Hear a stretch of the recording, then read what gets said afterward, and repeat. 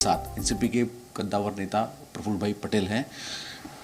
क्या वजह इतना कि आप पटना में थे, विपक्ष दल में साथ मीटिंग में थे, लेकिन कुछ दिनों के बाद ही महाराष्ट्र में ऐसा अर्थक्वेक हो गया राजनीतिक?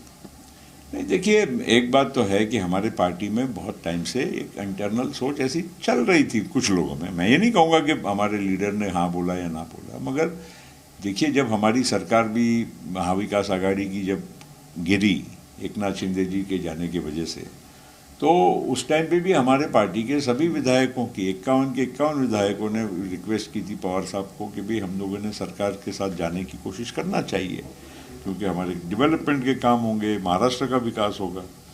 उस टाइम पे कोई बात बनी नहीं, वो अलग बात है, क्योंकि शिवसेना उस टाइम पे एकनाथ शिंदे और बीजेपी मिलके और काफ़ी नंबर था, शायद उनको ज़रूरत नहीं होगी, जो भी कुछ होगा वजह, लेकिन ये बात आगे बढ़ी नहीं।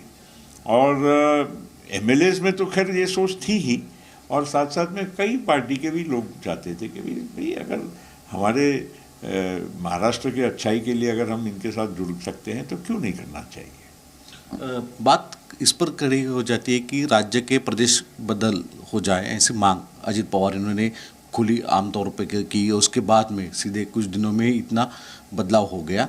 क्या यही वजह है या सेंट्रल एजेंसी की जो दबाव है इस वजह से हुआ है? क्योंकि कई सवाल इससे खड़े हो जाते हैं।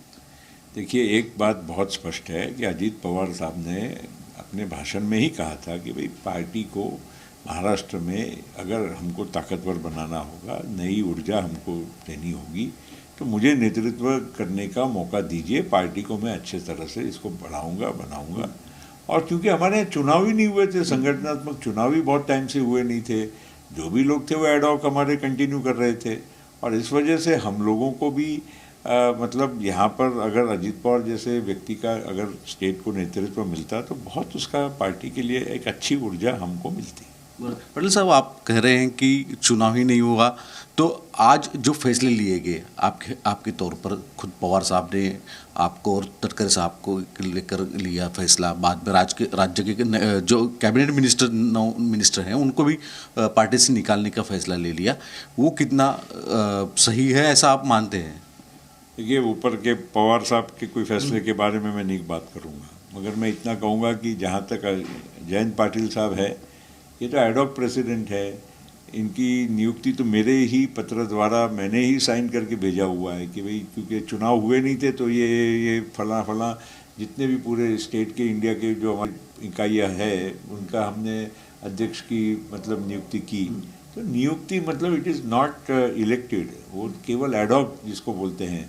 और चुनाव तो पार्टी में होने चाहिए ना, चुनाव में पार्टी में हुए ही नहीं, और उस वजह से ये आज प्रक्रिया जो हुई है, ये जयंत पाटिल को अधिकार ही नहीं है कि किसी को निकाले, विप का कोई मतलब ही नहीं है, उनका कोई लेटर का मतलब नहीं है, क्योंकि यहाँ महाराष्ट्र प्रदेश राष्ट्रवादी कांग्रेस पार्टी इलेक्टेड नहीं है, और ये हमारे संविधान में है। मतलब अगर आप कितना भी कहोगे कि मैं हूँ तो ये आप नहीं है। जो 2 दिन में पार्टी की एक बड़ी मीटिंग होने वाली है, उस मीटिंग में क्या आप पवार साहब को न्योता देंगे? और बात दूसरी ऐसी रहती है कि क्या होगा आगे, क्योंकि 2019 में अजित पवार इन्होंने फडणवीस साहब के साथ ओथ ली, वो बाद में कई एमएलए बाद में गए। आज भी वही दिक्कत दिख रही है, कई एमएलए कल थे लेकिन आज वो बता रहे हैं कि हम नहीं साथ में रहे। देखिए, मेरा कुछ इस बारे में कोई कहना नहीं है, मेरा इतना ही कहना है कि पार्टी की मीटिंग हमारी 5 तारीख को होगी मुंबई में, और उसमें बहुत सारी चीज़ें स्पष्ट हो जाएगी, क्योंकि हमारे साथ लोग हैं, पार्टी की मेजॉरिटी के साथ जब फैसला लिया गया है तो पार्टी ने लिया है, कोई अजित पवार का व्यक्तिगत फैसला नहीं है। सर, सिर्फ आखिरी सवाल, जो राजनीतिक गलियारों में गॉसिप चल रहा है कि अजित पवार इनको सीएम बनाया जाएगा और आगे कुछ और महाराष्ट्र में और अलग कुछ हो जाएगा, ऐसे कुछ कमिटमेंट है? मुझे इस बात में कोई बात सही नहीं लगती है। हम लोगों ने जो फैसला किया उसमें आज वो डिप्टी सीएम है और एकनाथ जी के नेतृत्व में चुनाव लड़ने की ही बात हुई है। सेंट्रल में भी एक्सपेंशन की बहुत चर्चा चल रही है, जिसमें आपका भी नाम आएगा ऐसा बताया जा रहा है। बिल्कुल कोई हमारी बात नहीं हुई है, ना हमने कोई मांग की है, और इसलिए इस बारे में कोई अर्थ नहीं है। ये तो खाली आकलन लगाए जाओ कि भाई ऐसा होगा वैसा होगा, बाकी ऐसी कोई बात नहीं है। हम जरूर मगर एनडीए के साथ काम करेंगे एज अ पार्टी। एनडीए के साथ एक घटक पक्ष हम मिलके महाराष्ट्र में और देश में अच्छे तरह से मोदी जी का साथ देंगे। सर, आप पवार साहब से क्या अपील करेंगे, क्योंकि आपके इतने खुद के सिर्फ राजनीतिक नहीं, उसके अलावा भी अच्छे संबंध है।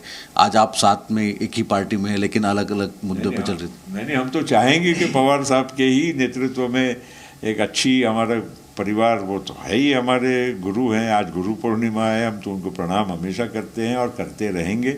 और हम चाहेंगे कि ये सारी पूरी जो घटनाक्रम हुई है उसको उनका आशीर्वाद मिले और अच्छे तरह से हम उनके ही नेतृत्व में। नहीं, अब हम उनका ऐसी अपेक्षा क्यों नहीं करें, गुरु के प्रति हमारी प्रार्थना क्यों हम रखने की कोशिश न करें। जी न्यूज़।